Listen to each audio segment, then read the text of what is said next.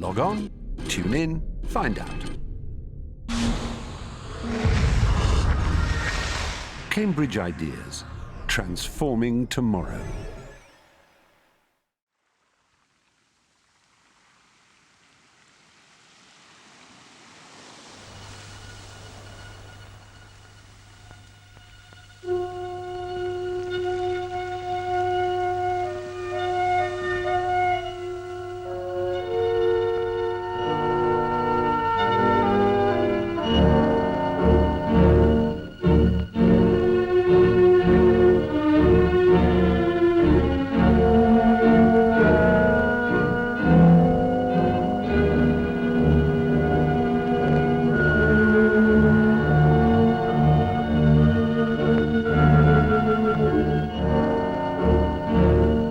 I'm Gilly Carr and I'm a lecturer in archaeology at Cambridge University, and with my two co-researchers we're looking at resistance in the Channel Islands during the German occupation.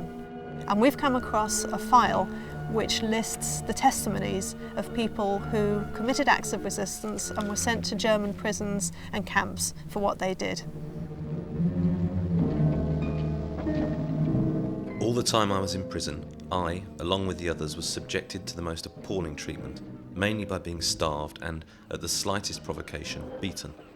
I was denied every human right, such as Red Cross letters and parcels and medical attention.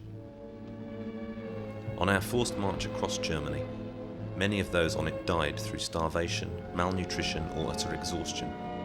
And if they fell by the wayside, they were just left there to die. Resistance in the Channel Islands was different because it was not organised and it was not armed.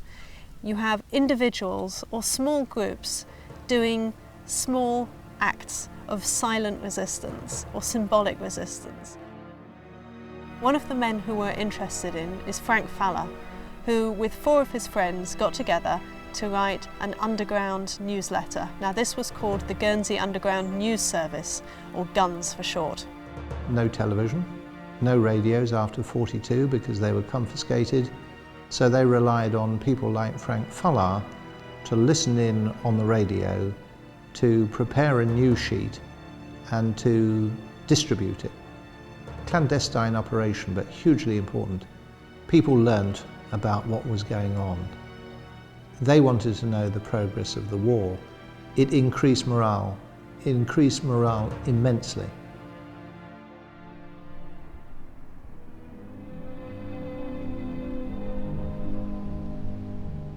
In the 1960s, the British government agreed that Channel Islanders could claim compensation for acts of brutality by the Nazis, and Frank Faller made it his job, because no one else was doing it, to collect people's testimonies and to help them claim compensation. I put an article in the Guernsey Evening Press asking if Frank Faller's children could get in touch with me, and his daughter did, and she handed me a black briefcase belonging to her father. I quickly realised that what I was looking at was the most important resistance archive to come out of the Channel Islands, probably in the last 50 years. It's an immensely important archive.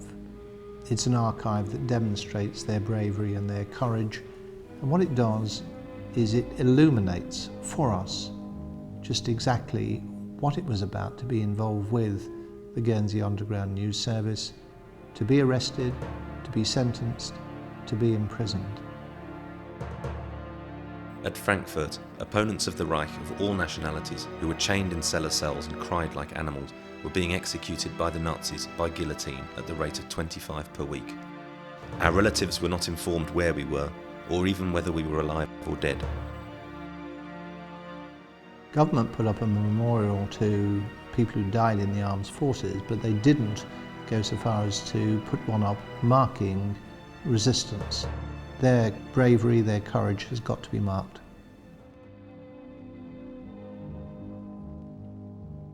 Because Frank Faller's file gives us a list of so many names and their acts of resistance, this means that Guernsey can have its own resistance memorial now, which accurately lists those who died and didn't come back.